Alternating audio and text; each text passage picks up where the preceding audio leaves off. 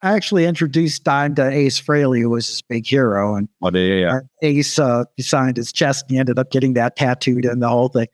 But what cracked me up was, so, like I said, like Dime was beside himself meeting Frehley, like he was a Kiss fan like yourself, Yeah. So we did this whole thing, and Ace was playing at some venue like that night, and he invited Dime on stage with him, and so I just remember him going, "Ladies and gentlemen, Dimebag Darrell."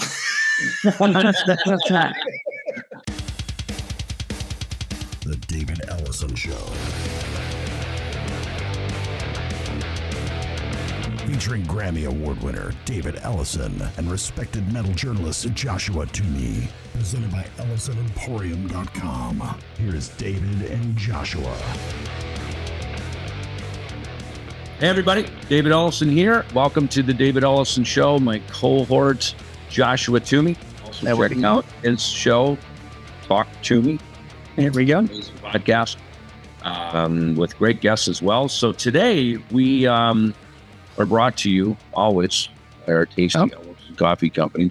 Everything's over at EllefsonEmporium.com for all things Ellefson. But we have a great guest here today who wrote what I would consider to be the Bible of Eddie Van Halen, and maybe even Van Halen, since Eddie did not ever write an official memoir, so to speak, before he passed, but also the editor of Guitar World magazine for many years, Brad Tolinski. And he was just with me at NAMM at the Ellefson Coffee booth because he wrote a great new book about MC5. He is a native of Detroit, Michigan, and has a great book, Light and Shade, Conversations with Jimmy Page. Has another great book called Play It Loud, An Epic History of the Style, Sound, and Revolution of the Electric Guitar, a must-read about just the history of the electric guitar and all that goes with it. So super informative. I'm sure you've read, if not his books, you have certainly read Guitar World magazine if you're a musician or stood next to him. That was definitely a staple in my house, and definitely a staple of going to the grocery store and sitting in the aisle and flipping through those magazines. We talk a lot about, Detroit in this and all of the great stuff out of Detroit, and with the proximity of where you grew up and kind of Detroit being kind of a hub of music also, did you ever have any ideas to go to Detroit first, or was it always California for you? Always California for me. I mean, look, I guess for me, being in Minnesota, you could equidistance, you could go to New York, which just scared me, to a city of that size. Or go to LA where, again, Van Halen, pretty girls, beaches, great rock and roll music, and everyone's in a good mood. That's kind of what I thought. Palm trees and life's good. So I went to California and led largely from Van Halen because they paved the way to go, wow, there's true success there. And then right behind it, by the time I got there, of course, it was Motley Crue and Rat. Quiet Riot was #1 on MTV, and little did I know, right behind that would be my genre of called thrash metal. So yeah, a good path for me. My path led west. It was more go west, young man. How, I've been ever since we kind of started the podcast. The one question that kind of keeps coming back to me is how almost serendipitous was it for you to move into the same apartment building as Dave Mustaine? That's how. Stars aligned, the world's coming together. Everything. I think how lucky it was that Dave Mustaine landed in that apartment where he could meet me. Right, exactly. Well, that too. Yes. Because Dave had his following with Metallica in the Bay Area, and of course they were the next big band ready to become monumental. But it took both of us to make that thing happen. Obviously his vision, his ability to craft the songs the way he did. But he was kicking around trying to find some musicians to play with, and it wasn't clicking and it wasn't working. And, that was not an easy partnership, I think, for most people. For whatever reason, my God-given talents of being able to just be patient and see the bigger picture play the long game, and to kind of nestle into, the long ride, was my gift that I brought to it. That was because Dave needed a partner. He couldn't do it on his own, nor could I. I got there and went, oh my God, okay, how many options are on this freaking menu? In California.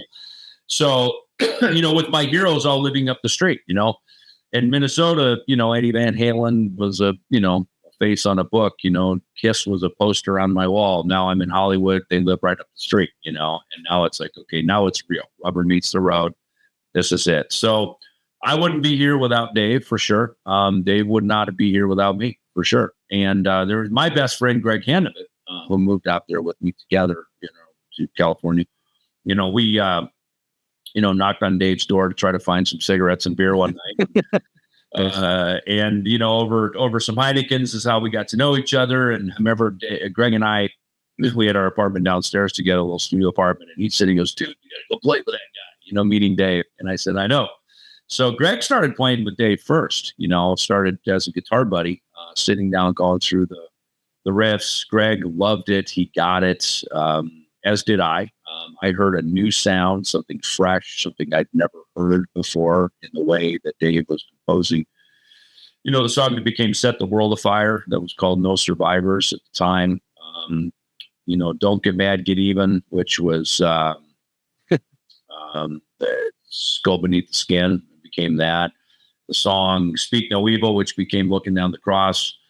Eye for an Eye, which became Devil's Island. These were just the very beginnings of these songs that Dave was composing the riffs. And, so it was Greg who said, hey, he had a friend, Dave had another guy there named Matt Kisselstein, who was a young kid from Beverly Hills. And Dave was kind of teaching him the songs, kind of teach him how to play bass. Right. Greg says, hey, dude, Matt's a nice guy, but Ellison's the guy, So I sat down, we jammed, we played through some stuff, and Dave's like, okay, yeah, he knows his shit.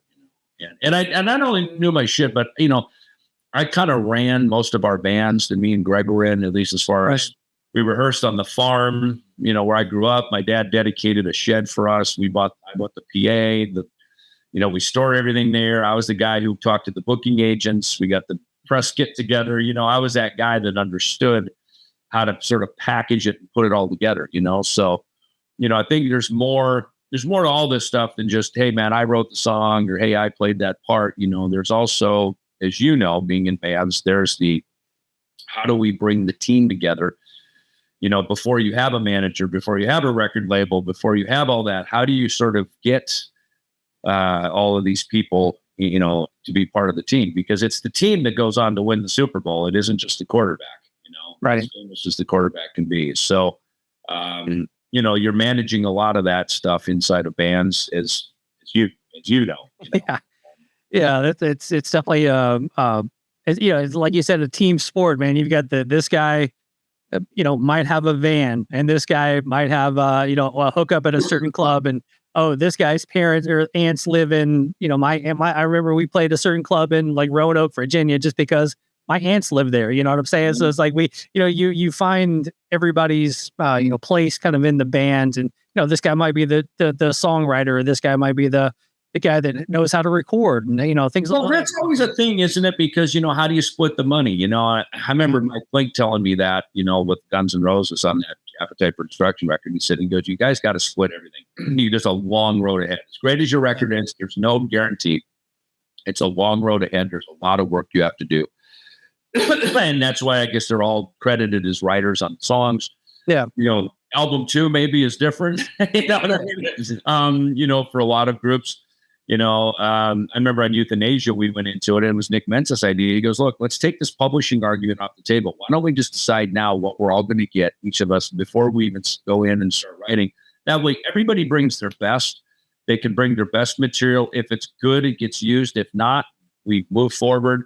And the people don't feel like, well, I wrote songs and my songs didn't get used. How come his songs always get used? There's always that. And especially if things are paid based on that, there can be agendas to try to, well, my songs need to get used. And, that's how many bands, end up disbanding, falling apart, arguments.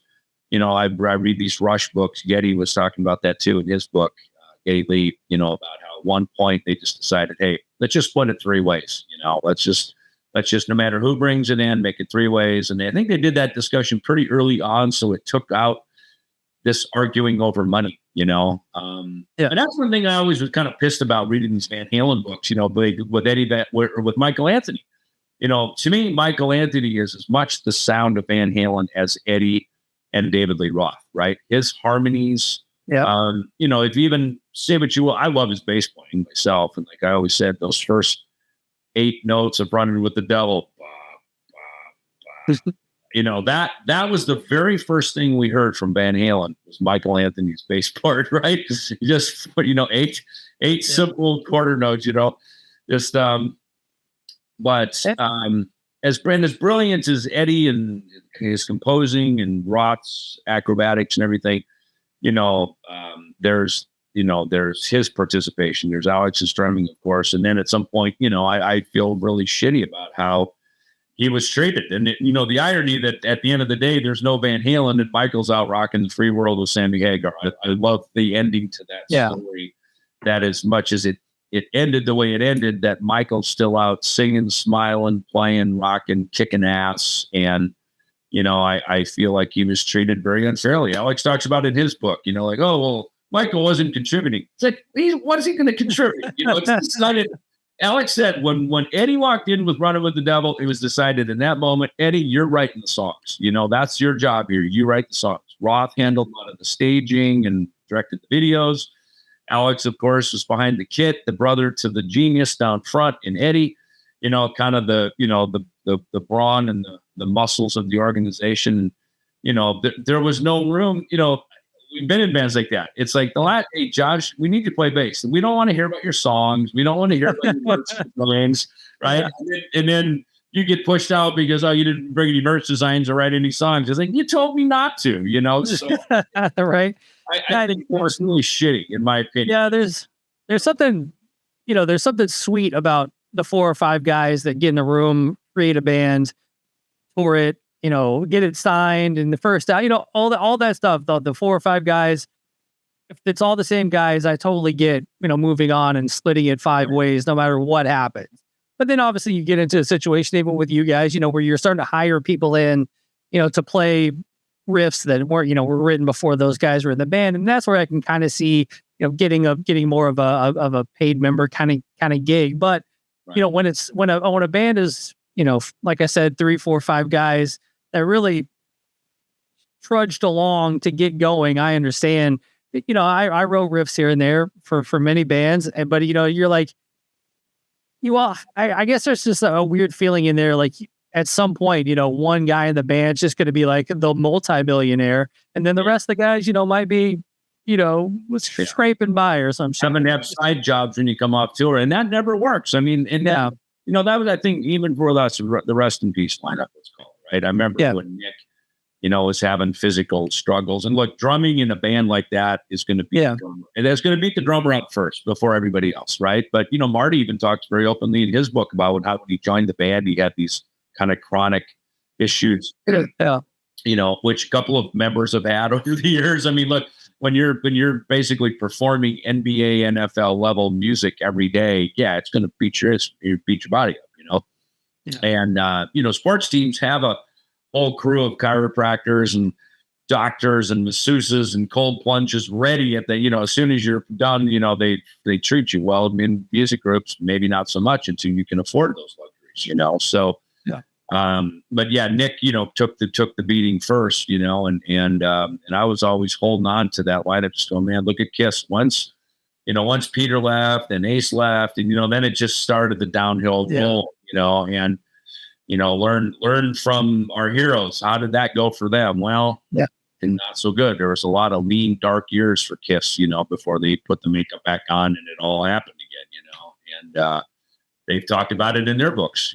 Paul Stanley talking about, I had to be careful how far I threw my guitar pick so it didn't go over the people and land, a couple hundred feet during the no makeup years, So, and I appreciate that because we, any group that's been a long time successful veteran act, we've had our good years, obviously, but every year's not always the best year, I learned, it's so funny. I like in rock and roll and farming, feast and famine. Some years it's a bumper crop, other years the locusts come and fucking wipe you out. Right. One year the locusts was Nirvana and Seattle music. Who's that fucking shit? Right. Yeah, I guess my last thought on this before we get in with Brad was with metal and thrash and a lot of bands, the guy that writes the song is one thing, but it might be what gets me into the song might be the drums, might be the bass line, and you don't get credited for that stuff. You don't get credited for writing a cool ass bass line over the song or the drum part. You don't get a writing credit for writing the beat. And a lot of times, you come into a Megadeth track and you're like, holy fuck, man, Nick was killing, or did you hear that bass line? That's awesome. But then you look at the credits and it's neither of you guys. Well, and yeah, look, Marty talks very openly in his book about that was a big, that was eventually the straw that broke the camel's back for him, and I'm glad that he was open and transparent about that, because we all felt that way. We all felt that way. And, the truth of it is songs like Symphony of Destruction, Peace Sells, whatever, especially Symphony, a lot of the Countdown record, was written in the room, it started in the room. But then everybody jumps in, and it is very much a group effort that makes those songs happen. Unless someone's at home, like they could be now, they make the demo at home and they walk in and say, play this. Then look, if you're going to do that, if you're going to say, hey, I want you to play it like this, I want you to do it like this. Hey, then you know what? John Philip Sousa, Beethoven, Mozart, by all means, take the credit, take the money. Your name's on the composition. But if it's this loose interpretation, and it's everybody's, as Max Norman would say, the musical conversation in the room, right. Because that's what it is. You play something, I feed off that, then we go to this, and hey, well, you just played, let's take that around again. Let's do 2 more times of that. That helps not just compose the notes and the melody or the word, it brings together the composition, So it is, there's this very nebulous, blurry lines of that. Steve Lukather, he talks about that in his, in his book, in some of the documentaries you see him. Here's Toto, basically the house band, the studio band for so many iconic records that we all grew up with. And they were paid, a good fee for the session.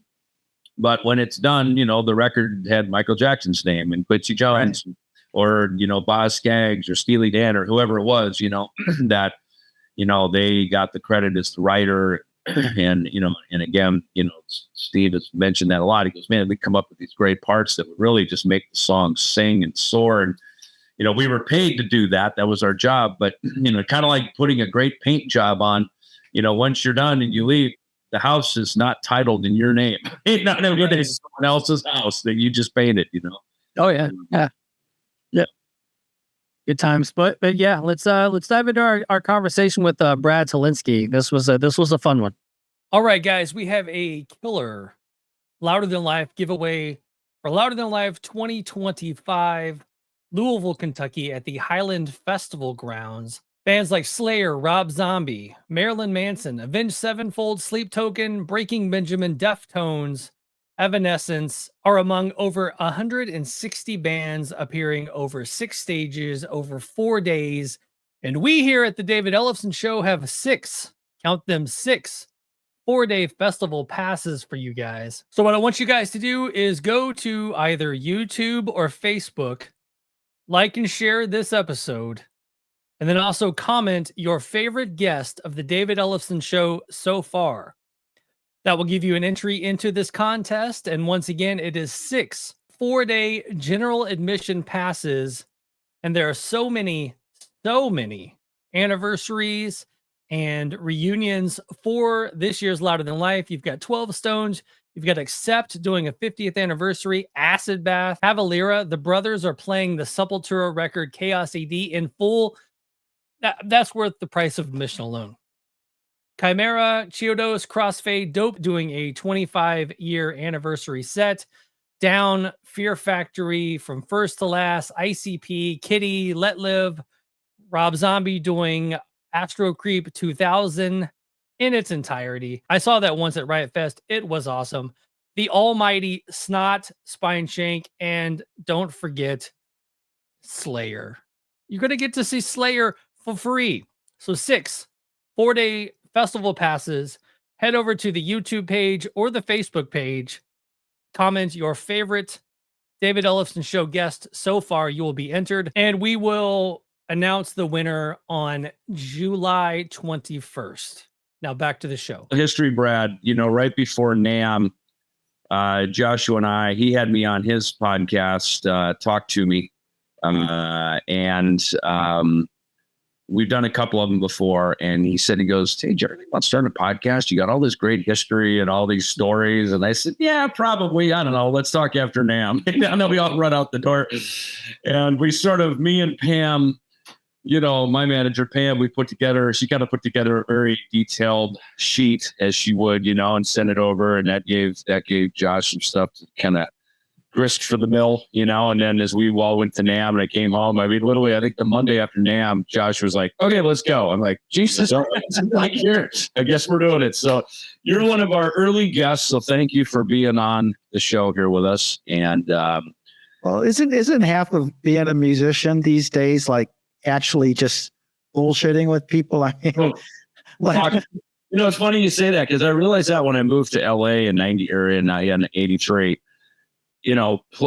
play guitar a bit, bullshit the rest. If you could hang, bullshit, drink, whatever was going on in the room, if you could hang, that's kind of how you got the next gig, the next manager, the next lawyer, the next record deal. It really is. It's a business. Look, it's a what have you done for me lately business for sure. But as you have talked to many a rock star in your day, that the newest to the highest royalty in the land, we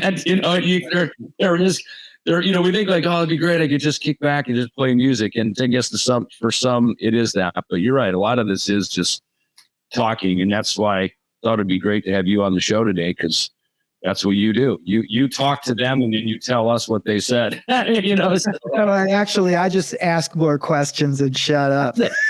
Right. But I'll try to pull my weight today. What's funny is I saw a quote recently, and someone said, I got into music to be a musician, not try to trick an algorithm. It's like that's you got to figure out how you're going to trick that Spotify algorithm to play your songs for new listeners. Well, there's a new letter that came in, because I always join bands, but today you're joining brands, right? So there's that letter R that somehow came into the mix, which probably happened with the advent of the internet. Before the internet, you actually had to be good, you had to be outstanding, and hopefully someone would take you to the top. But now suddenly everybody could write a ringtone and somehow be in the music business. So. I like that as a name for a band, like a modern band, is Trick the Algorithm. I think that would be a good name. It's at least a good album. If you put the name algorithm in there, maybe the algorithm would like that. Maybe you're appeasing, you're like offering something to the algorithm by acknowledging the algorithm. See, you know what I hear? I hear a great hotel name, Mr. Go Rhythm, Mr. Al Go Rhythm. That's what I hear. I was thinking of the shortstop for the Detroit Tigers. Algorithm. Good. Anyone joining in today with me and Josh Toomey here on the David Ellefson Show? We have Brad Tolinski, who is well known for most of us in our industry as the editor-in-chief for Guitar World magazine, and now, along the way, but certainly now, has been an author of such amazing books as this one here, to which I deemed the Bible of all things Van Halen. And of course, there's many great Van Halen books out there, which we'll talk about. He also just wrote a great book about the MC5, called MC5, The Oral Biography of Rock's Most Revolutionary Band, which you'll want to talk about that. And was our neighbor and roommate at the Ellefson Coffee Booth at NAMM just last month. So let's do a little NAMM recap. What are some highlights for you, Brad? Well, it's always sort of fun to see, the new guitars and what people are trying to do to reinvent an old classic. And one thing that I noticed that was sort of cool was, I don't know how long ago they started this, but like about 4 or 5 years ago, they started, they created a section at NAMM where they had all these like weird, exotic, sort of handmade boutique guitars. And you'd go back there and you'd go, wow, those are really interesting. Those are really cool. And by this year coming around, now everybody's sort of, all the established manufacturers have stolen all of those ideas. So now everybody's got their sort of weird, exotic guitar, out there. So that was kind of fun. So let me ask you, because I think the same thing, right? Does anybody care about the electric guitar anymore? And I say that I played it, 15 years. I still go out and I play it because it's fun. I enjoy it, but I know, my kids, my son's an old soul. We're sitting around watching the Yacht Rock channel on Music Choice last night. So he's maybe the exception. He's a 29-year-old, 69-year-old, or a 59-year-old. But for the most part, in this TikTok generation, where if you don't dazzle me in 5 to 15 seconds, I'm out. I'm on to the next thing. Does anybody care about the guitar? Does anybody want to put in the time to learn it? Stringed instruments. What's your thought on it? Yeah, I think so. I mean, I'm not going to sit here and say, everybody's waiting for the next Johnny Winter or anything, Jimmy Page. But what I have noticed is that, especially younger people, they just use it differently than the way we used it or we learned how to play. Mm-hmm. I have a son also as well who is a great drummer, but is also a DJ. But he also plays guitar, and he sort of shocked me. It's like he's in his mid-20s, and he just started messing around with the guitar. I don't know, maybe a few years ago, and he's got a whole like little recording studio, everything, at his apartment, and he was picking up stuff. He's like, "Oh, you should check out. I just learned this Deftones song or whatever it was," and he was just playing this thing, and it was, it was great. And he'll do mixes and he'll just take and add the guitar in it.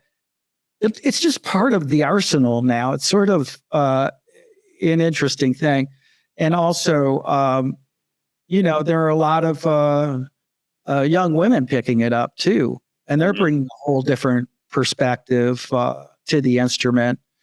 I just think it's not what it was. It's just taken on sort of a different guys. It's sort of, people think of it like more like it's a turntable, or it's this key sampler that I'm using, and I'm using this guitar too, and you can learn how to play so fast because all the information is on the internet. And I mean, Dave, I don't know how you learn how to play the guitar, but when I was a kid, there was no tablatures. There was nothing.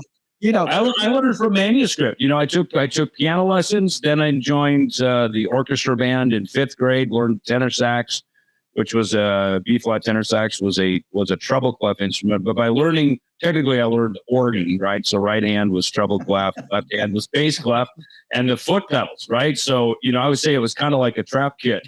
So we had a hired hand on our farm who was a drummer, and he brought his Rogers drum kit, set it up in our living room, and he'd play along to like the first Boston record. And then, that dazzled me. I'm like, I can do that. So I learned how to play drums, just kind of sitting on his kit. So, some formal music education, and then just kind of picking it up and doing it, and doing needle drops on turntables, like, learning, Iron Maiden Killers and whatever songs I wanted to learn. And, it's funny. I never, as big of a Kiss fan as I was, I never learned any Kiss songs because they were too hard. I couldn't figure them out. And, Paul Stanley has very interesting voicings in his chords. Gene, and here's the thing. I had Destroyer was my album. And when I bought the piano, vocal, organ songbook, at like the local record piano organ shop in the area, I was so excited I came home, but it went down to E flat. I'm like, this has to be wrong because my bass only goes to E. Like, they must have written this wrong. Well, I didn't realize Kiss tuned down a half step. So as it was written in manuscript, it was correct, E flat. But as a tab person, like you say now, we would just, it would say, hey, tune your guitar down a half step. So now the E E flat becomes E. You know what I mean? So we had, but none of that existed. None of that existed. I mean, you had to really, really struggle to learn stuff. There was no information, once upon a time.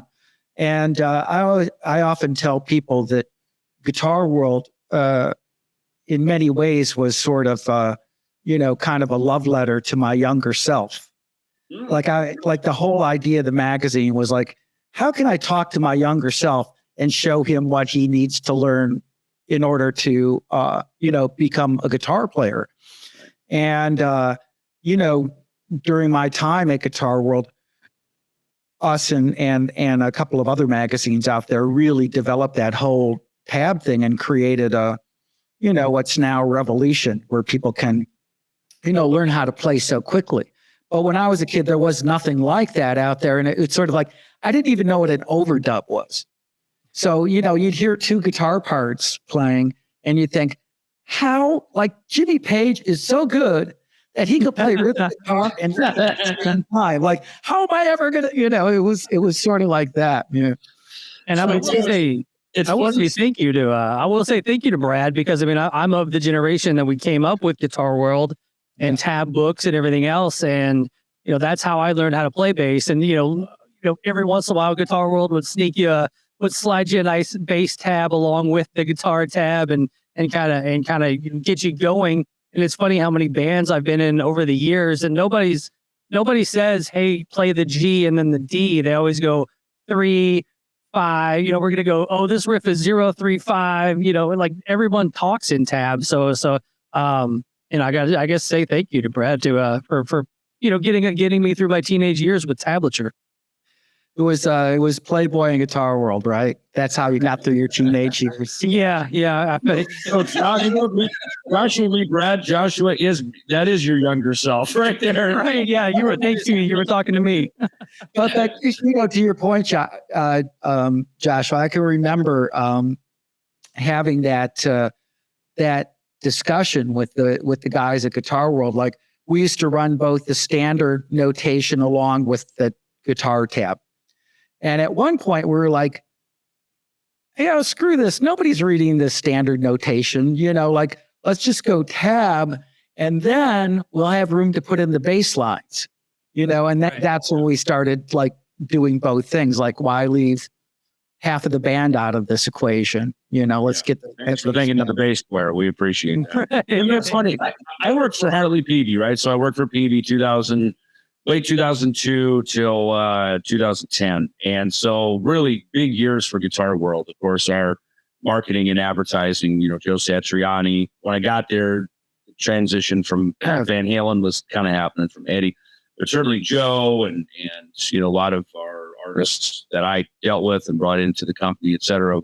We're all, Guitar World was, it's kind of like if you make a record, you want it on the radio. You were the radio. You know what I mean? You were the voice to the people. How many eyeballs is this going to hit? Da, da, da, da, da. Harley said something, he had a quote. He said, I still feel like the best guitars are yet to be made. And probably at a time when Fender, for instance, they decided that their best path forward was going back in time, like going back to the Relic series and, sort of pulling that forward. So I guess it depends on the history of the company. Now I'm a Jackson guy pretty much since 2010. When I went back to Megadeth that year, then it was, I kind of was of that mindset too, that it's like our best path forward will be our past. We played the Rust in Peace record. I went back to Jackson guitars, Harkey amplifiers, kind of reliving the glory of that. Fortunately, those products had all been updated, things like that. What is your feeling about that? About sort of, is the best yet to be made, or is it just sort of reinventing the wheel, even at dawn over here? The world keeps moving forward.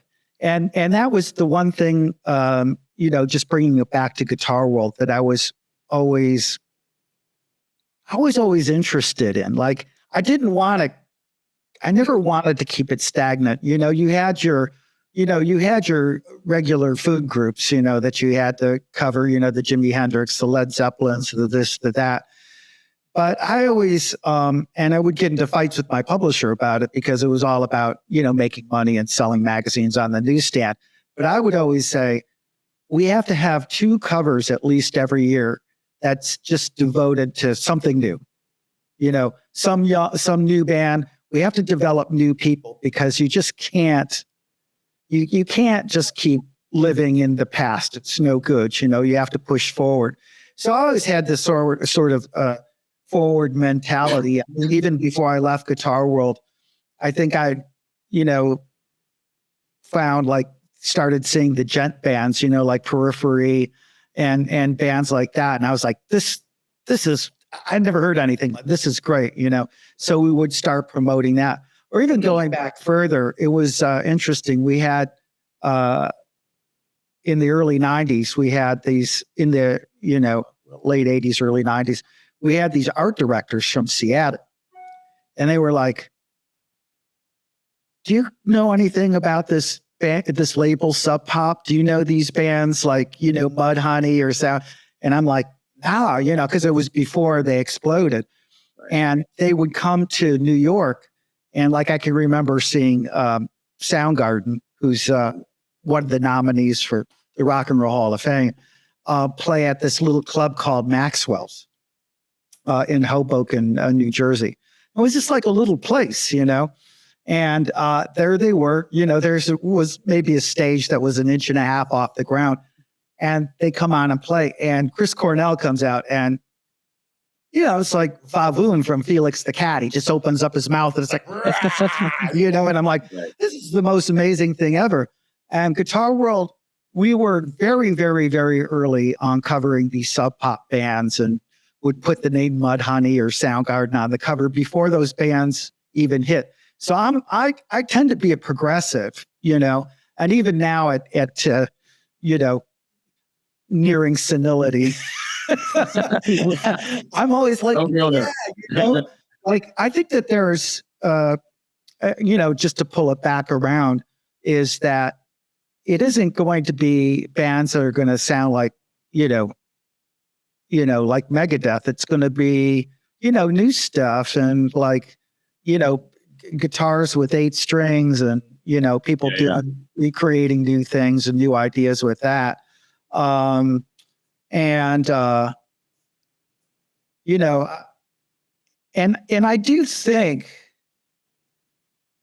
that, women playing are going to bring something new to the, for sure. to the And that table. kind of started, obviously Laura Whitmore, your friend, you invited me and my team to Sheetrocks at NAMM. And, I just can't thank you enough. That to me was the cherry on top of a great NAMM. Everything's from the Metal Hall of Fame in the beginning, Metal Allegiance, the Ultimate Jam, all these big things. And then the women got their day, their evening. It to me, Grammy level. I mean, Lindsey Sterling, amazing.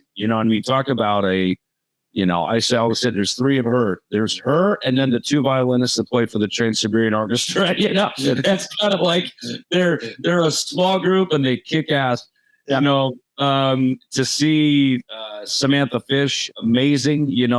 Jeff Young. I have to say, people bring up ask me about the future of blues, for example. Right. And I've seen Samantha Fish 3 times because every time I go, she just blows it out of the water. She's an amazing performer and a great guitar player. And again, brings sort of a different sensibility to the guitar.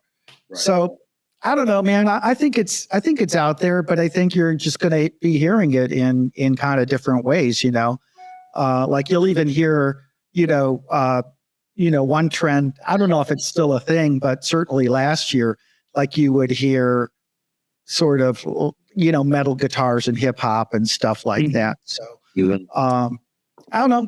Definitely. So, hey, everybody, David and Josh here, and just want to let you know about Rockabillia, our new partners here on the show. And you can visit them and enter David10 for 10% off on any of your purchases. So, some cool stuff they have there, Josh.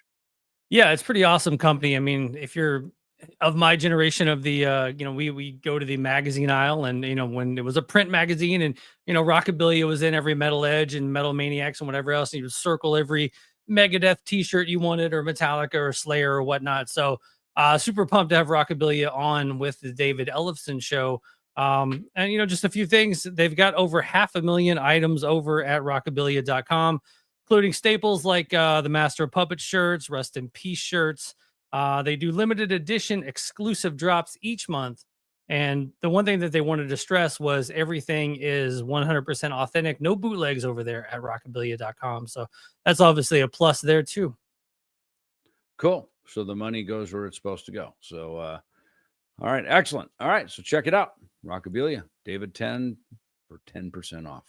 Check it out. Rockabillia.com. We're definitely living in a world of crossover with, kind of the country and rock and metal kind of crossover there, and the hip hop and rock. And there's a lot of good stuff going on. I mean, if you listen to Octane, you're listening to your Sirius XM stuff, you'll listen to a lot of, Memphis May Fire and Wage War. Like a lot of these bands are kind of coming up, coming out of metalcore and into, and making it onto the radio.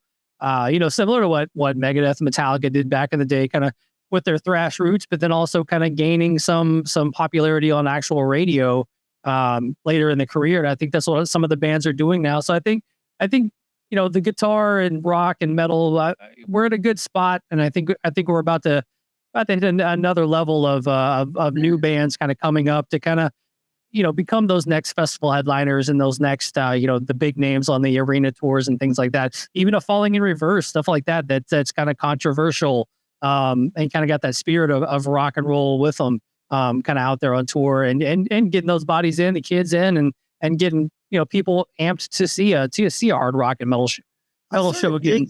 I sort of dig that it's still a little too nasty to be on regular television. Right? Like it was weird at the Grammys, like watching the Grammys. I watched the Grammys this year, and I thought it was. Actually, the Grammys nominated some pretty good progressive metal in their metal category. I was impressed by that. But, I was impressed with how slick everything was and all these new entertainers were. But another part of my brain was going, this is like the crap I used to watch on Dean Martin's show in the 70s. Something, it's so, rehearsed, and the dancers and the this and the that and the other thing. It's good to know sort of metal is out there, just, messing things up, for moms and dads across. and even a band like Knocked Loose getting nominated for a Grammy. I mean, they're I'm here in the Louisville area. They're hometown heroes, and it blows my mind every time I see them taking that next step. Doing the Slipknot tour, getting the Grammy nomination, things like. I'm like, these guys. They slugged it out. They played every single hole in the wall bar. Do you have a basement we can play? Stayed on tour forever, and kind of seeing that pay off. It's awesome to see. Yeah. Hey, Brad, let me. You wrote a book that's called "Play It Loud: An Epic History of the Style, Sound, and Revolution of the Electric Guitar." Right behind that, another book came out, The Birth of Loud, kind of talked about Les Paul and Leo Fender bringing the electric guitar to the market. Going back in history, remember there was at one point, you would know because you was a competitor, it was Guitar Player, Bass Player magazine, I guess, right? They did a thing in New York City. Hartley Peavy gave the sort of speech to introduce Les Paul. He was turning 90 at the time, funny little dude he was, and just to hear him talk about, just everything that he did, from sort of developing multi-track recording, coming up with sort of the not digital delay, but an analog delay, just the things that he created, because he heard sounds that weren't there yet. And so you've covered, would it be safe to say that Les Paul, Jimi Hendrix, and for sure this guy that you covered in this book, and I do want to talk about this book, so I had to wear the shirt, were some of the big, if not disruptors, innovators who thought for, and Jimmy Page, you wrote this great Jimmy Page book. Yeah. That should not be overlooked. Light and Shade, Conversations with Jimmy Page. Jimmy for sure being one of them. But are those the 3 or 4 guys that just really changed the arc of the instrument, that did things in a different way? The influencers, not just because they played great, but because they thought different. They were, like the Apple computer of the guitar. They just think different. Yeah. I mean, it's always interesting when you have this situation, and actually somebody that gets forgotten about in that whole realm too. And I'm not quite sure why, mostly because he probably hasn't changed things that much. But I talk about it in a section of my book, Play It Loud, is also Steve Vai, who really collaborated with Ibanez on the Gem guitar, and when you look at it from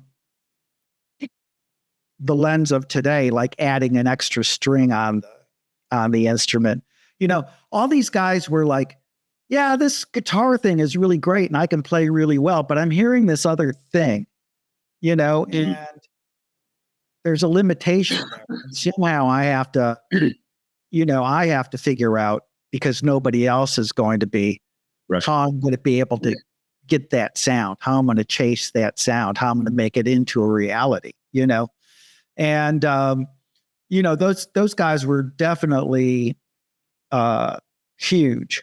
And then there's some guys that just do it through playing.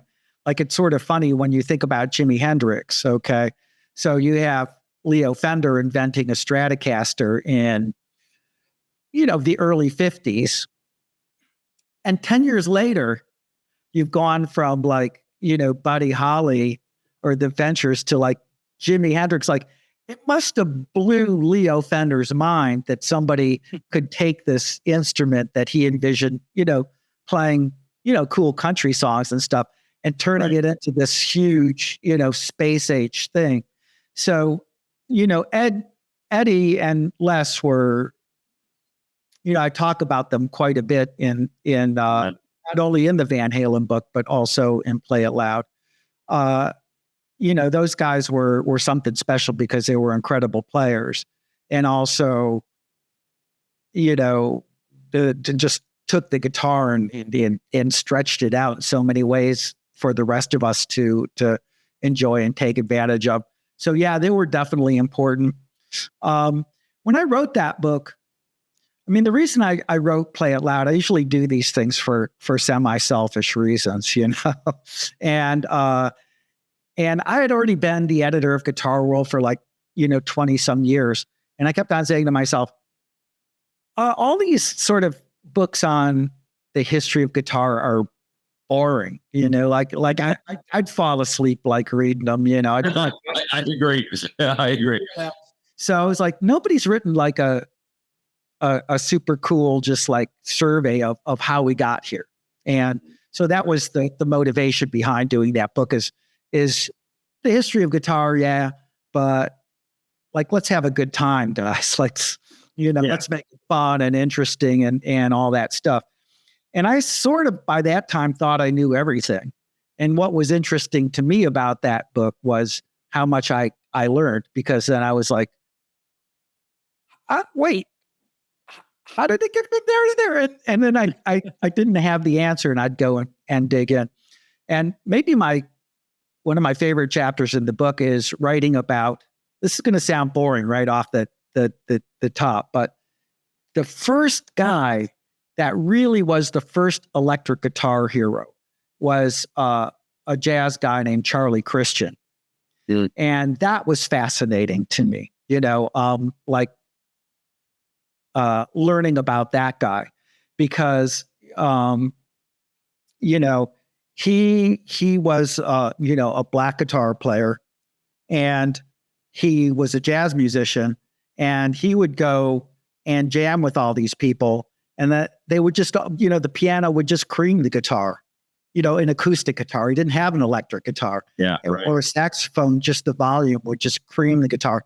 And then all of a sudden, the pickup gets invented, and he can play, and he just smokes everybody. He's great, and he's so good. He's so good that Benny Goodman, who ran this like he was the Beatles at the time. He was the Elvis Presley of big bands, Charlie Christian, there he is. Said, I got to get this guy in my band. I've got to have him be a part of my big band. But there were actual laws against black people performing with white people at that time. But Benny Goodman was so powerful. He was so popular that he was able to break down those racial barriers and get him in the band. And like within a year, like Charlie Christian had become like the number one guitar player, like beating out guys like Les Paul. He just was a phenomenon. And then he got tuberculosis and died at a young age. So he was only around for like 2 or 3 years. But he's interesting because he also created like what I would say the archetype of the great tragic guitar hero. Like he was the first Stevie Ray Vaughan, he was the first Randy Rhoads. Was he the guy? Was he the guy? Was it in Mississippi where they would do sort of these? There's like the blues roadhouses, so to speak, and basically the goal was whoever could last the longest, keep cycling new riffs and playing more and more, themselves. They won. That's him, right? Wasn't he that guy? Yeah. And just kept on reinventing and beating everybody on all these other standard. But anyways, like I said, that to me, whenever I learn something new, and especially if it's attached to a cool story, it's always exciting to me. Hey, so let's move over to this gem again, as I call it, the Eddie Van Halen Bible. And I say that because Eddie never did write a memoir. I read Sammy Hagar's book, and I had heard that there was some, beef, that Eddie was not happy about that. But Sammy's like, well, fuck it, someone's got to tell the story, So I mean, Sammy, is out front, kind of the, rock and roll frat boy that we know him to be, and what the hell, he's going to go for it. So good for you, Sam. I learned a lot as a fan, even though I'm a Sammy fan. I'm not necessarily a Sammy Van Halen era fan of Van Halen, but I appreciated, what he told in there. Of course, Noel Monk, tour manager who became the manager during the David Lee Roth era, wrote Running with the Devil, that I think is also a fascinating book. If you're a Van Halen fan, if you're a road warrior like I am, you certainly understand that story. You and Chris Gill, I want to read something out of here if it's okay. Just kind of starting at the beginning, overture, where it says, for 3 decades, starting in the late 1980s, Chris Gill and I, meaning you, frequently found ourselves driving up the twisting roads of the Hollywood Hills to Edward Van Halen's spectacularly unspectacular 5150 recording studio, located just a short uphill jog from his house. From the outside, the building looked more like an industrial tool and die shop than a sexy rock and roll hideaway, but that no doubt appealed to Ed's grungy, homemade aesthetic sensibility. It was his own private hit factory, a place where he could be found every day playing guitar and composing tunes, some of which he hoped would one day appear on gold and platinum discs. You think? You go on to say, when we pulled his driveway, we were greeted by the sight of Ed waiting for us in his backyard, often chatting with his brother Alex or his studio manager, Matt Bruck. Invariably, he would flash his famous smile and wave us in the studio. Though not quite messy, 5150 definitely felt comfortably lived in, with an array of banged-up guitars strewn about the floor, resting on couches, disembodied guitar necks hanging on a wall, and stacks of recording tape and CDs filled with snippets of ideas and song fragments spilling off shelves throughout. And there'd usually be an ashtray. Usually be an overall flooring with cigarette butts teetering on the edge of his recording console. On occasion, Ed would sniff the air, rub his hands in an eager anticipation, and as a distinctive nicotine-stained rasp say, smells like work in here. It was always a joke, but it was always true. And let me just finish this. Because work is what he did, often for hours on end, writing songs, recording ideas, futzing around endlessly on his guitars. As much as he was a musician, Ed was also a revolutionary guitar designer and technician, and his workbench was forever crowded with parts on their way to being incorporated into his next generation Frankenstein, or tossed onto a scrap heap. I think that, and in even reading, of course, there's this book, Brothers, which Yes. kindly sort of pointed to your book, which, I liked it as a fan reading it. It's like, oh yeah, great. Because yours came out first. Because Eddie never wrote his story, and this is a collection of, as I understand, different interviews and different conversations that you'd have with him. Yeah. I feel like you really gave us an inside view to Eddie's life in a very autobiographical way. It's just right there driving up to the house, getting away. Like, what is it like to meet Eddie, go into his studio, being invited into his realm? Can you just expand a little on that? Kind of what gave you the idea for this, and maybe some comfortable and even uncomfortable moments. Sure. Talking with Eddie, Sure.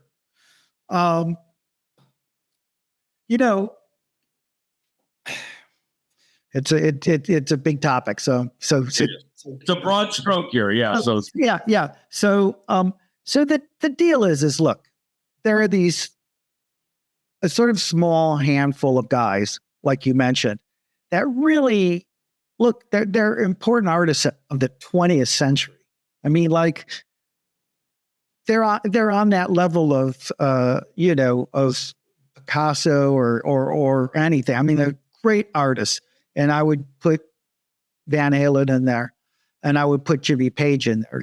That collection of work. So there were these guys that I thought, you know what, they're never really going to probably sit down and write a book, and they're entrusting me, telling me their story. And my readers want to know everything about it. So I took that responsibility, I really took responsibility about that. And I sort of made sure that each time I talked with them, that I tried to focus on some different aspect of who they were or what they were. And I did my research, and that's why they would talk to me, because I wouldn't ask them stupid stuff. I'd ask them things that they cared about and they wanted to talk about. And I didn't treat them like gods either. I was like, we're two, dudes, like, let's have a real conversation here. And, I didn't really start out thinking I was going to write books about either one of those guys, but just you develop a relationship over the years. And, all of a sudden I started realizing, oh my God, I have this real collection of these guys talking about their art and their music in a substantial way. And it isn't just, it's not disposable. To me, like, what Ed Van Halen has to say about the guitar is important. It's not disposable. It's like what Miles Davis has to say about, the trumpet, or, if somebody could talk to Beethoven, what he would say about the piano. I mean, I can remember one time just having a conversation with Jimmy Page and saying, you're a major musical force in the 20th century. It's just not, you're in a rock and roll band, right? And of course he knew, and he was probably a little embarrassed by that. But at the same time, it was important to let those guys know. So the point of the Eddie Van Halen book and the Jimmy Page book was like, let's get into it, guys. Let's talk about it.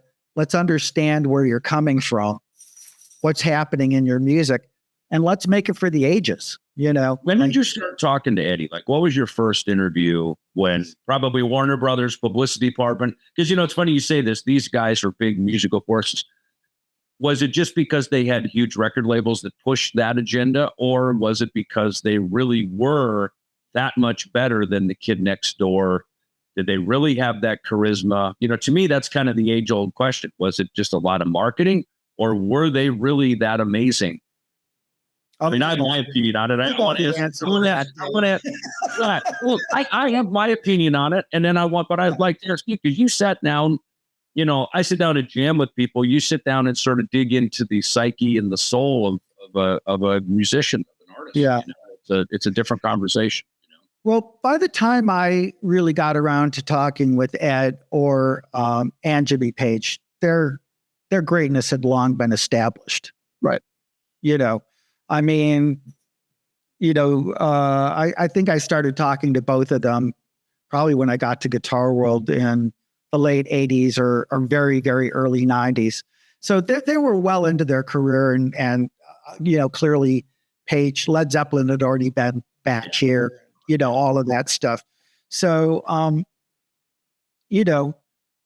knew they were great. The question was, I think, to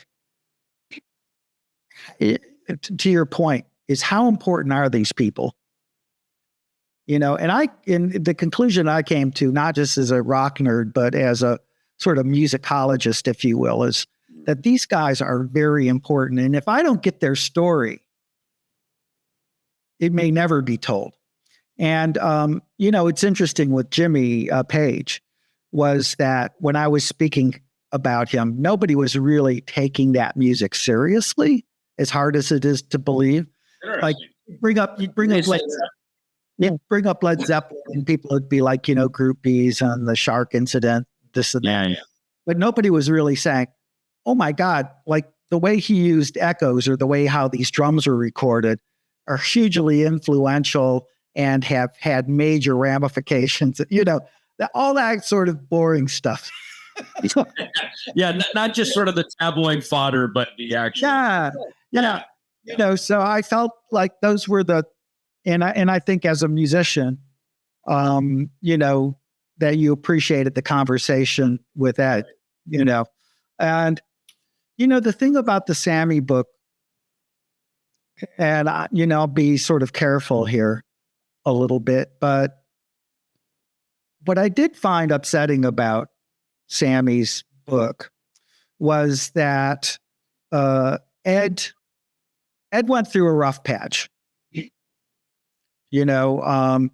and you're like, oh man, poor rock star went through a rough. But I mean, the guy really went through a rough patch. I mean, he, had recorded Van Halen 3, which he considered to be on a very personal level a masterpiece, and then it just got massacred. That was really where his head was going, is the stuff that's on that record. And I get deep into that in the book. Then he has diagnosis of cancer, then he has to have his hip replaced, and he has a messy divorce with his wife. All of these things hit him at one time. And, Sammy and Alan, those guys are like, hey, let's go on tour. And so Ed, psychologically was not in a great place. And I think they knew that. And then they thought, well, maybe this will help him in some kind of way, get out there playing music, this, that, and the other thing. But he was fragile during that period. And Sammy knew he was fragile. There's no way, because I knew Ed then. I spent a few days with him around that time. And there's no way that if you were close, didn't know that he was hurting. And then when Sammy came out with his book, he just sort of slaughtered Ed for that one tour that they went on together where Ed wasn't right. And I sort of like, guys, you knew that. Don't take the guy apart. Like, you guys went into that tour knowing that he was fragile. So, for that reason, I mean, I like Sammy. He was always good to me, but that sort of sort of like throwing the sheep to the slaughter, Yeah. Well, I only met Eddie once. Out of the sheep. Yeah. Great. Well, and I only met Eddie once, and it was the first NAMM show, 2003, that I worked for Pete. And other people in the company had obviously long worked with him. That was a major. That was probably one of the biggest artist relations, manufacturer meets iconic rock star, next to maybe the Les Paul guitar with Gibson. That was one of the bigger ones ever in the history of musical instruments partnerships, with Eddie being who he was, Hartley or Peavey being an iconic company. Seemed like a bit of an unlikely match. I think I learned working inside of Peavey, Hartley was very proud of his innovations, proud of his patents. They did amazing stuff there. Because they were, not up in the mainstream where Fender and Gibson and some of this stuff was, they beat to a very different drum. And I came to appreciate that, as I worked there and got to know Hartley and how his mind thought, Unfortunately, when I met Eddie in 2003 at NAMM that year, that was during that low point. It was, and my heart really went out to him. Of course, I've played in a very, storied rock band myself for many years, been down many of those roads myself. Yeah. I was sympathetic to it. I was empathetic to it. And all the rest that goes with that, got to know Michael Anthony, of course, which of course I empathize with him, because I always say, 2 measures before we heard Eddie, we heard Michael Anthony. He was the original sound of Van Halen. Yes, sir. Right. Before we hear the string tree, and then finally Eddie, blows our mind and carries us away to, musical ecstasy for the rest of his career, So yeah, again, a storied band for sure. Having been in one myself, I get it, and maybe that's part of my fascination with Van Halen too, it's maybe a lot of those same relationships and dynamics and, synergies and stuff like that. It's funny, when I spoke to Steve Vai about, Ed Van Halen for the Van Halen book, because he was a guy that actually had to learn all of Ed's stuff to play with David Lee Roth, because he was in the David Lee Roth band. Right. And I thought, well, this is sort of interesting. Let's talk to Steve about, Ed. And I said, what was it about when you first heard Van Halen that grabbed you? And the answer was sort of interesting to me. He said, I just couldn't believe how beautifully in tune his guitar was. Wow. Yeah. Which is not something that you would necessarily gravitate to. Yeah. But it was interesting that Ed had this crazy, like his ear was so great. Mm-hmm. Like he could hear, I don't know, he could hear beyond what normal human beings could hear. Right. And he had this whole elaborate way of tuning his guitars to get them perfect. Like he wouldn't just go to a tuner. It would be like this whole thing with Peterson tuners, and it was nuts. Yeah. And did he have the synesthesia where you see colors when you hear sounds? Did he ever talk about that? Nah, he never. I didn't. I've never heard him talk in those terms. However, he will very famously said that he was trying to create a sound that was the Brown sound, he would call it. That's what made me wonder that. Yeah.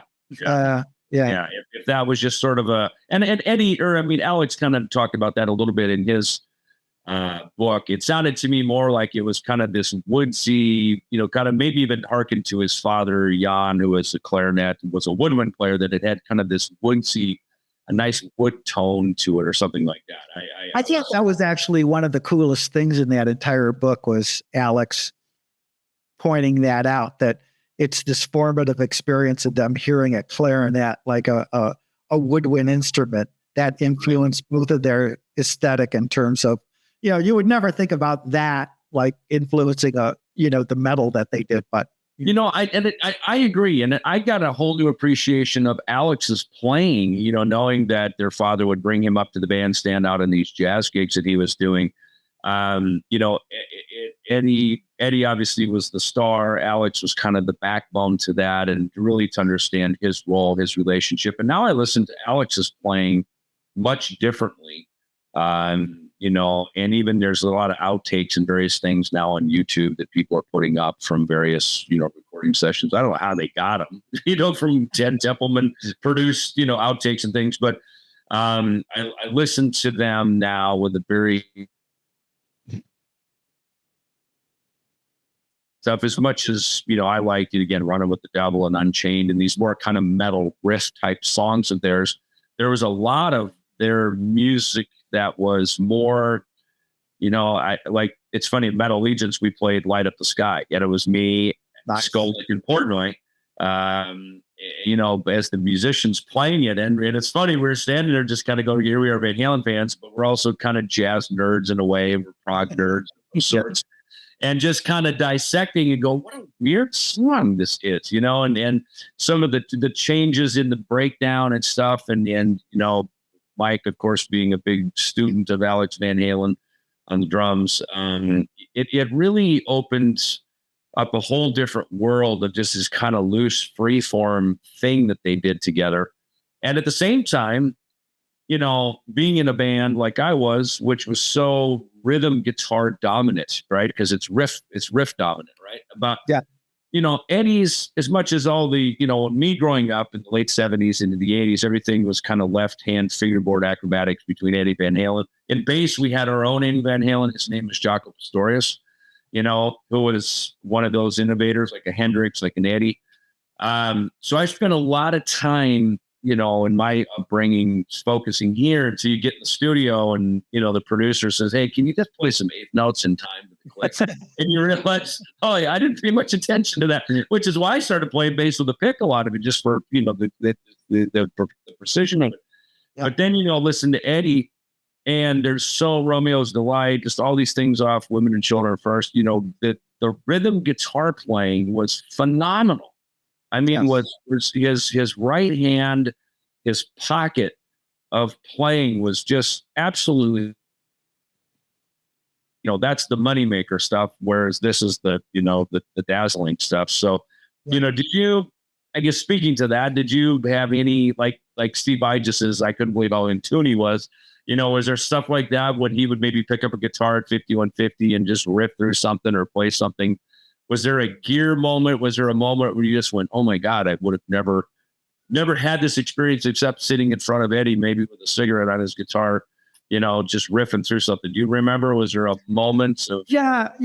What always sort of struck me or impressed me about Ed's playing, even in the studio, or even when he was sort of right in front of you, not plugged in or anything, was how much energy he put into every note. Like, he did not have a light touch. Like, he was in it, everything was like, like everything was played with such intention. Mm-hmm. And I, in addition to playing, electric guitar, I play some acoustic instruments too. And I know that, like, you have to approach playing an acoustic instrument different than an electric instrument. You don't have to, but most people do. And an acoustic instrument, you just have it. The guitar is your sound generator. So you have to put a lot of energy and a lot of thought into hitting the strings and making the sound to make the sound come out of this. And that, to me, is how Ed played the electric guitar. Like, he was going to, make the instrument generate the sound, and then the amp was there to sort of help it along. He just played everything with such intention. There was never any of just like, slop or mess around or something like that. And even when he was playing casually, he would just dig in, man. Yeah. What is our photo? You believe we have Brad and Eddie there hanging out? Yeah. Hey, speaking of which, so you gave me this book at NAMM, I guess 2 or 3 years ago. You just happened to walk by and said, I think we're at Lisa Johnson's booth or something. You said, hey, how you doing? We're just bullshit. And you said, hey, I wrote this new book, and you handed it to me. So thank you, first of all, for that. Thanks. Last year at NAMM, 2024, you told me about a brand new, again, we just ran into each other at the hallway, kind of down from the Allison coffee booth. As we do. Right, as we do. Yeah, that's why this year, why don't you just hang out at our house? You can bring your books over and have coffee and hang out over here. So thank you for doing it. That was really great. But last year, you told me, you said, hey, I'm writing a book about the MC5, Motor City 5, right? And you're from Detroit, right? You're from the area. So, I remember, Slash mentioning, the MC5, and, they were a band that very distinct class of cool musicians would reference, right? They weren't like the Ramones or the Sex Pistols or Motorhead, who were also very distinctively classy and cool, but also became very mainstream, and sort of I kind of identified, they were kind of the poster boys of certain genres. The MC5 did not reach that level of success. And it wasn't more than a few months after that, I read Wayne Kramer died. And my first thought was, oh shit, I hope Brad got his interviews done. I hope he got the book done. And this year you brought it to NAMM. The book is now out. Yes, it's called MC5, the oral biography of rock's most revolutionary band. So why are they rock's most revolutionary band? What was it that you found during the making of this book? Well, I sort of wrote this book knowing that they were a cult band, that this book was not going to be as big as a Jimmy Page book or a Eddie Van Halen book or anything. Right. But I thought that they had a really important story to tell. And it's sort of a theme that we're talking about is what is your motivation for writing these books, Right. And what was you want to tell a good story and you want to entertain people, blah, blah, blah. But, I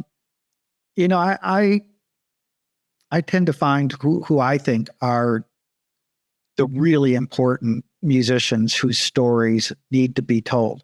So you're saying, well, why is MC5, this band that was around in the late 60s and was already done by 70, why were they so important? Right. And, the thing is that really you can trace the origins of punk rock to these guys. You could trace the origins of metal. A lot of things that we think when we think of metal, they helped create. But on top of it, they were also super political and super aware of the world around them. And they were using rock and roll to sort of weaponize their politics. And all three of those things together made me feel 2024, 2025, this is a story that everybody should know about. Know about the history. Yeah. Yeah. Josh, were you an MC5 fan? Because you're kind of from the area, right? In the Midwest, upper Midwest.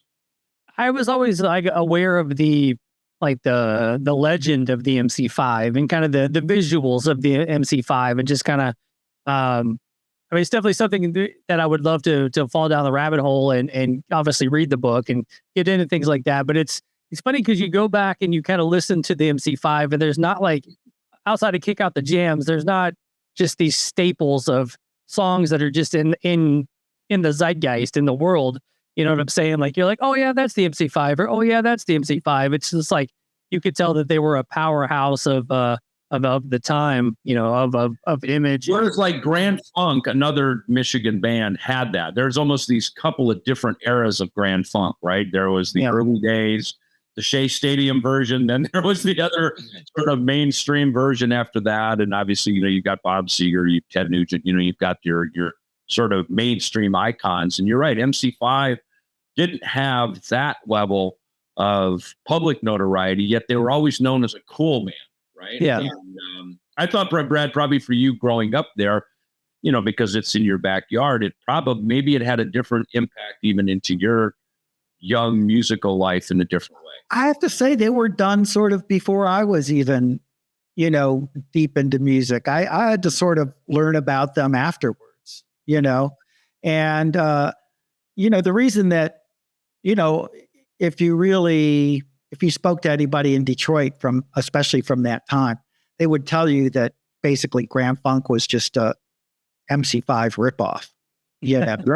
Much And it's true because like these guys, like musically, they were trying to fuse, rock and roll with sort of almost the stage presentation of James Brown. It was a super high energy, razzle dazzle. We're going to spin around. We're going to fly around the stage kind of to approach. But what's interesting about the book is that it talks about, I always say, if you give somebody in Detroit a gun, the first thing they do is shoot themselves in the foot. and I can say that being from Detroit. And they literally did everything wrong you could imagine to your career. They just offended everybody at one point. Hudson's, which was a huge department store chain at that time that sold tons and tons of records, took their record off the shelf because it had the word motherfucker, which was sort of the first time that had been on a record when they said, kick out the James motherfucker. So Hudson takes it off. So what do? They're on Elektra Records. So what does the MC5 do? They take out this gigantic ad in one of the local Detroit papers that says, fuck Hudson's. It's very fun, Grog. Yeah. And Hudson's ends up calling up Elektra Records and saying, we're going to take all of your records off of our shelves, And so Elektra ends up kicking them off of their label. Atlantic picks them up. I mean, but that's just one small thing. But they were constantly getting their brains being hit by the cops. They were in the middle of the Detroit riot. They were just political radicals. They were huge troublemakers. But I have to say, if you want to listen to a record, listen to their third record, High Time. And if you don't listen to the first song, Sister Ann, and come back, tell me that this is the best freaking song that you have never heard. It's on the list. I will say, well, you don't have any taste, But it's I always tell people it's really the greatest rock story from start to end that I know of. And you got everything done, obviously, before Wayne passed this last year, right? The book was in the can, or did you have to sort of? Yes, yeah. And with the help of a gentleman named Ben Edmonds, who was one of the editors of Cream magazine, and Jan Uhowski, who was also one of the editors of the early Cream magazine. They had, archival stuff, things, material with people that were no longer alive that really helped me. Great. A little bit too. Singer Rob Tyner had passed away quite a while ago, and he emerges as sort of this really terrific, charismatic figure in the book. And without their help, I wouldn't have been able to do this book, so there were other people involved as well. But it was a labor of love. And I know that it's a cult item, but at the same time, if any of you guys have any interest in it out there, I guarantee, even if you don't like your music, you'll be totally entertained by the story. Yeah, I'll watch a documentary or read a book on any band just to see the inner workings. And typically by the end of the movie or the book or whatever, I'm more of a fan of the band than I was going in.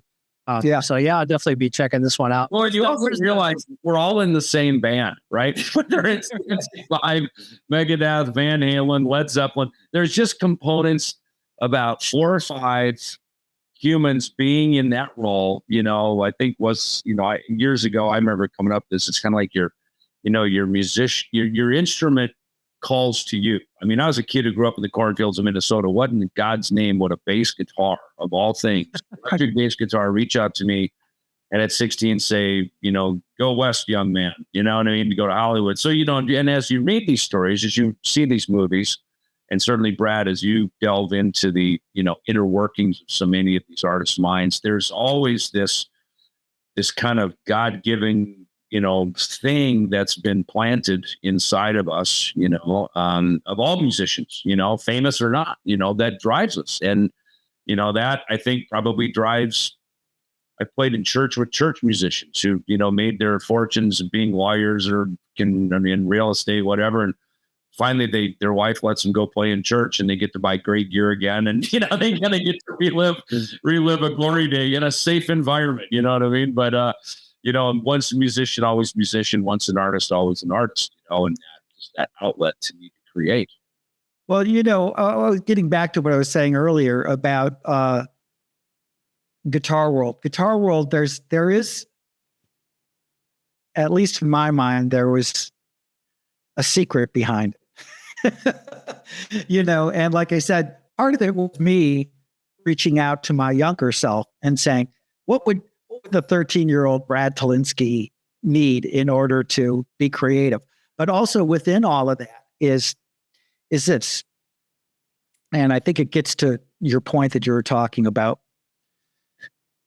There's very little in our society that encourages young guys, particularly, and it maybe girls too, to actually be creative. Like there's all these things in society, right? Where, you have your sports where, you watch that, bing, bam, boom, you have your video games, this, that. But like, there's very few things in our general society that encourage young men to express their creativity, and I was sort of really aware of that. And I was like, that's why I wanted to be a rock musician, was because I didn't really care about that sports stuff. I actually like it more than that.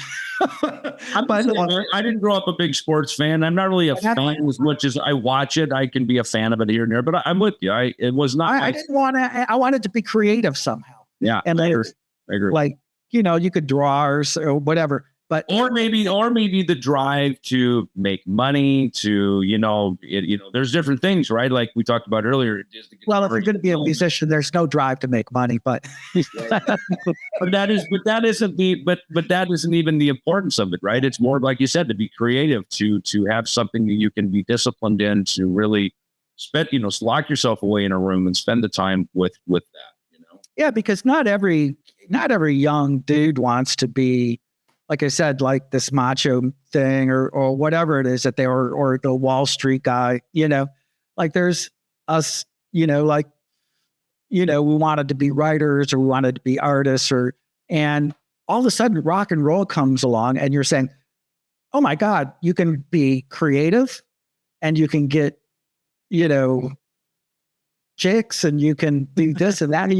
It's sort of this whole package that really, you're like, okay, like, maybe I'd want to be a painter, but this also looks pretty cool too. Like I'll just play an instrument and, do that. Yeah. And so, Guitar World I always felt was, this thing that would encourage young people to be creative. And that was very satisfying to me. Right. Not necessarily like, oh, you guys need to know about Dimebag Darrell, even though that was, what have you. Right. It's this other thing. And speaking of, Dime, you know Dime pretty well. I knew Dime. It's funny. I first was introduced to Dime in 88 down in Dallas. And that was under Power Metal album, which is still my favorite album. One before Cowboys from Hell. And they invited me up on stage. I just knew they could drink a lot and they played fucking great and they were awesome. And I knew of them, but getting to meet them and share the stage with them, that was when it was still Diamond Darrell, right? Yeah. Before Dimebag. Dime told me, Darrell, I should say, he said, he goes, brother, Peace Sells album changed my life. And I kind of was like, oh man, thanks, bro. Appreciate it. He goes, no, I want you to know Peace Sells changed my life. And it was a direct eye contact. It was a serious moment.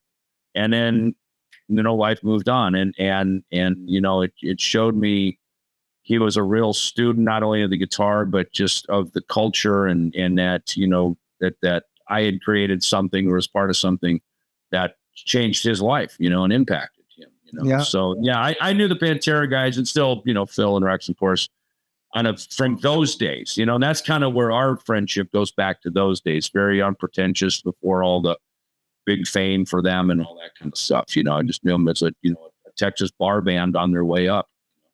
But he was he was like a creative force. I mean, besides just being a guitar player, like I had him do a column for our magazine for something like 7 years, just because he was hilarious in the way he worked with words. And, he had this visual aspect and all of this stuff, like Dime, you want to maybe portray him as just being this metal dude, but he was, like I said, this, creative force. Well, he became a caricature, right? I mean, there's sort of this caricature of him. Like you just held him up, right? Josh, you just had the caricature of Dime, right? And I mean, I remember when he got the black tooth grin tattoo on his leg. We were playing the Docks in the Reaper Bond in Albert. And for us, it was a Countdown to Extinction tour. They were out with us on Bogert Display of Power. And he goes into the Reaper Bond and comes out, he comes to the sound check and goes, "Check it out, Dad, black tooth grin." And he pulls his shirts up. I'm like, dude, he's got a fucking tattoo in the Reaper Bond. And he's like, "Fuck yeah, Dad," and he loved that line from the Megadeth song "Sweating Bullets," with my black tooth grin. And that's where he got it. And I'd see people, for years walking around with that black tooth grin. They go, "God, if they only knew the story of that," And it was a small venue, and we got a chance. I hung with Don quite a bit that day, actually. And he was, kind of showing me how he does his pick squeals, a lot of his wang bar stuff. And you're right, kind of like Eddie, he was funny, he was witty, but a lot of what he had to say was said through his music. It was said through his creativity. The Pantera guys, there was band and crew on the same bus. They'd always make these really funny videos of them just fucking off, right? That was kind of what passed their time. They were the original Jackass, those guys. Dude, totally. Exactly. And he would sit and make music for it. He'd write songs, or he'd play Under the Bridge by Red Hot Chili Peppers or something. He'd do his version of it, and they would put that under. But yeah, these videos, they were like, Benny Hill meets Jackass or something. Quick on your time. Do you know Tim Bogert's playing? I really don't. And I guess that ends that conversation. So there you go, folks. That's it. No, it's funny. So growing up, let's talk about your competitor for a minute, guitar player. Yep. So being on the farm, growing up as a kid, there was one magazine, Guitar Player, right? And, they eventually had Bass Player, but it was through Guitar Player magazine that we'd see the ads in the back for GIT, BIT, which is basically the Musicians Institute. And that's, when I sold that to my parents, that's what got them to sort of check the box and let me go off to Hollywood and pursue my rock and roll dreams and move on. And then, so it's funny, I kind of knew of Tim's name probably really through Musicians Institute, right? Him, Jeff Berlin. I'd probably be a little more familiar with Jeff Berlin's playing. I never had really any interaction with Tim Bogert in Hollywood. I never... I remember Jeff coming through. Just listen to the Beck Bogert and Appice record. That's the one. Yeah, that was the record, right? It's not a great record. It's not like a huge record in their catalog, but Tim's playing on that. And he was a big player, right? I mean, he was, to learning his history. That'll be my takeaway. I got some homework to do. I got the MC record High Time, and then I need to listen. I made a lot of these records. Ellefson Soto, me and Frank Bello did Altitude's Attitude. And, a lot of those were those type of records like, it's not a fusion record, dude. It's like the most metal Jeff Beck record that Jeff Beck ever recorded. Yeah. Like Beck, like Bogert and Appice came from Cactus, which was, and Silverworks were essentially heavy records. And he doesn't really play like a jazz dude. He just plays like a freaking rock dude on, amphetamines or something. It's just nuts, his playing on it. Now, I'll tell you my one story about Jaco Pastorius too. Please, go. But by all means, I worked at We Buy Guitars in New York. Do you know that? Do you remember that at all? I don't remember. Like in New York. Was that a 48th Street thing? Yes. Okay, got it. Yeah. Okay. Then when I first moved to New York, One of my first jobs was at We Buy Guitars on 48th Street, which was the legendary guitar row in New York. Yeah, I've shopped there many times. Yep. And We Buy was the used guitar store. And so we'd get people bringing their instruments in and out, pawning them, selling them, and buying, and all this. And this happened probably on 2 or 3 occasions, but Jaco would come in with the bass, Right. with the fretless precision bass. And he would be like, I need some money. This was when Jaco was a bit on the down side. Knock the bass to get some money for his Come and knock the bass, get the money. And this played out all the time. And then like an hour later, there would be some well-heeled jazz fan in a suit that would come back and buy it back out and give it back to Jaco. Give it back to him. Yeah. Yeah. But I saw Jaco would be in 48th a lot. Well, and now Robert Trujillo has that bass, and he kind of did the same thing, didn't he? I had heard he had sort of settled a long time family dispute because they made the Jaco movie, which I think he was instrumental in. And excuse me, talking so much here. He, I think, had the bass. In fact, on one of the Big Four shows in Istanbul that we did back in 2010, I went upstairs to their dressing room, and as I walked in, he handed it to me. He goes, "Dude, you want to see the bass? You know, because it's Jaco's bass is known as the bass." And he handed it to me, and I was playing. I go, "Yeah, it's cool." I thought it was just like a reissue or something, right? I didn't know it was the bass. So I'm like, "Yeah, it's pretty cool." And, and then handed it back, and it was, I think it was the bass. It was that bass that got hawked.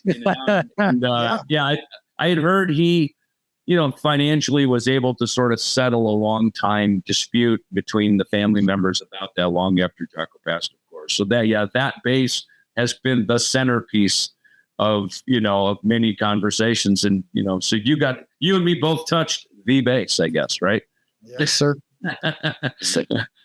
Well, that's I should pull it out and be like, and now here it is. Josh was out. Yeah. You know what? That's your mission for the next episode. Get the bass, It's awesome. Okay, guys, I'll let you go. Thanks. Great chatting, Brad. Thank you, man. See you later. Yeah, thank you, Brad, for having me on the show. Yeah. That was awesome.